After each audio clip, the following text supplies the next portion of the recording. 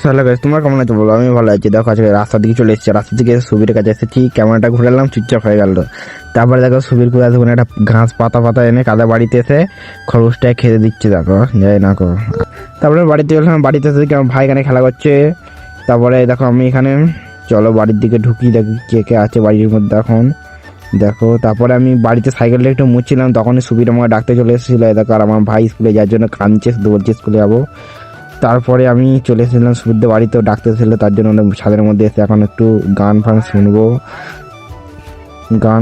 তারপর বাড়িতে যাবো আবার। দেখো ও লাট্টু ঘুরাচ্ছে দেখছি ছাদের মধ্যে আবার। দেখো লাট্টুটাকে হাতের মধ্যে ঘুরাবে, দেখবে তোমরা। কিন্তু প্রথমবারটা মিশে গেল। দেখো হাতের মধ্যে ঘুরাচ্ছে লাট্টুটাকে, কত সুন্দরই পারছে লাট্টুটা। তারপরে আমরা চলেছিলাম একটা মাঠের মাঝখানে ঘুরতে। দেখো জায়গাটা কত সুন্দর, আর এখানে সুবি আর আকাশ বসে আছে। দেখো কত সুন্দর জায়গাটা। বাড়িতে এসেই আমার মারা বাজারে গেছিল, কিনে এসেছিল, ওইগুলো ক্যারিতে আছে।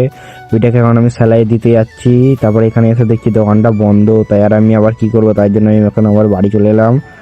দেখো বাড়িতে এসে আমার ভাই দেখো কি করছে, আমার ভাই এখানে দেখো গাড়ি নিয়ে খেলা করছে।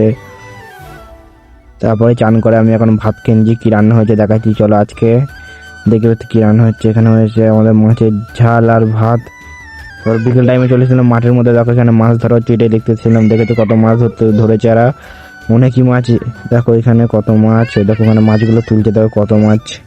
তারপরে আমি বাড়িতে চলে এসেছিলাম। চলো ভিডিওটা এই পর্যন্ত, ভালো লাগলে লাইক করো, চ্যানেল সাবস্ক্রাইব করে দেবো। চলো টাটা, বাই বাই।